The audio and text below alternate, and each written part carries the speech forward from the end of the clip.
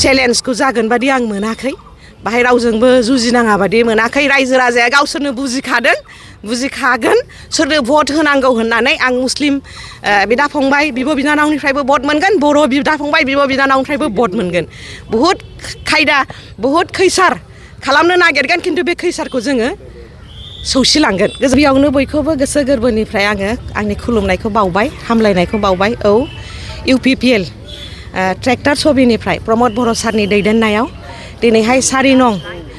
नं बावखुंग्रि समस्तियावहाय आंखौ बिजाथि हिसाबै थिसनदों जोबोद गोजोननाय मोनदों आं गिबियावनो जोंनि माने पार्टिनि UPPL पार्टिनि प्रेसिडेन्ट आरो आगुनि CEM BTR नि श्रीजुत प्रमद बर' बिथांखौ आङो आंनि माने गोसो गोरबोनिफ्राय साबायखर बावो आरो लोगोसे जोंनि जेसेबां UPPL नि दैदेनगिरि बिथांमोन एकदम मिरुनिफ्राय बुथ लेभेलसिम बयखौबो आंनि साबायखरखौ आङो बावो आरो जोबोद गोजोननाय मोनदों 4 नं बावखुंग्रि समस्तियावहाय गेलेनो मोननानै बिजाथि हिसाबै आरो बाहाय जोंहा जुजिनायाथ' माने बिथिंजाय अपोजिसन पार्टिनि मेन अपोजिसन पार्टिनि BPF निफ्राय बिथाङाथ' रुपम रय बिथां आरो माने आङो मिथिगौ बाहाय जेबो जोंहा बुंनांगौ गैया ओरैहाय जोङो जोबोद माने दुखु खस्थ'जोंसो जोङो BTCआ एमेन्डेड 6 शिड्युल नङा होमबा एमेन्डेड 6 शिड्युल बेहाय जोबोद दुखु खस्थ'जोंसो बयबो गासिबो जाथि जनगोष्ठी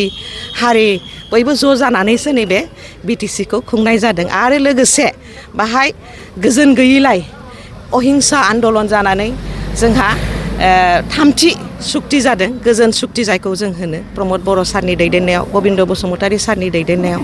गोजोन सुक्ति खालामदों जोङो बाहाय आरो गोजोन सुक्ति जानानै जेला सरकार दादों बाहाय गोजोन फैदोंमोन आरो बेहाय जोङो नैबे 6 शिड्युल एथबां दुखु खस्थ'जों दाजानायखौ जोङो ओरैनो हगारनो हाया जोंहा बाहाय राजनिति भाबै जोङो गोख्रों जानांगोन आरो बेखौ बासायनानै लाखिनांगोन आरो बेहाय आङो बेखौ आलादा मेसेज बाहाय बुंनांगौ साना आङो बे मेसेजखौ बयबो बुजिनांगौआनो खारन दिनैहाय जोङो ओरैबायदि जादोंहाय जे बाहेरानि जाय BTRनि बाहेरानि जाय बेनि भटारबो नङामोन 2003 नि आवगोल बिथांमोनाबो बाहाय इलेक्शनाव पार्टिसिपेट खालामफैदों बेखौ जोंहा बुजिनानैबो लानांगोन आरो बावखुंग्रि समस्ति हिसाबै गोदान समस्ति हिसाबै जोंहा बहुद गोबां खामानि मावनो माने हानायनि खाबु दङ बाहाय स्कप दङ बाहाय मावनो आरो जोंहा BTR सुक्तिखौबो जाफुंसार होनांगौ जोंहा जोंनि 60टा माने सिट रिजार्भेशन बेखौबो जोंहा साननांगोन दा बेनि थाखायनो जोङो देरहासार जानांगोन नैबे MLA आवहाय आरो देरहासार जानायनि थाखायनो जोङो जानजि खाफ्रादों आरो बावखुंग्रि समस्ति हिसाबै जोबोद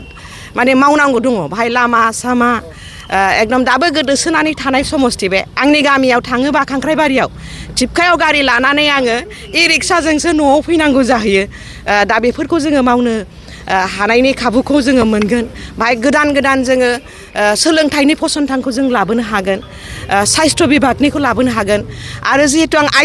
आइजोफोरनि थाखायनो आइजोफोरनि जौगानायनि थाखायनो बावखुंग्रियावल' नङा आं समस्त बड'लेण्ड ओनसोलावनो जेब्लाबो आइजोनि थाखाय गसंबोदों आङो आरो आइजोफोरनि जानानै राव होगोन आइजोफोरनि जानानैनो आं जेब्लाबो गसंथाफैदों बिभिन्न आइजोफोरनि केस लानानै केसबो होबोदों जों देरहासारबो जाबोदों आरो जाहाथे जोंनि माने गोदान लाइमोनफ्रा मोजां स्कप मोनो बेनि थाखायबो जोङो खामानि मावगोन आरो नैबे बावखुंग्रि समस्तिनि जानानै मा नांगौ रायजो राजानि गांनाय उखैनाय मा नांगौ गासिबो जाथि जनगोष्ठी बाहाय बर' दं राभा दं गार' दं आरो जोंहा मुस्लिम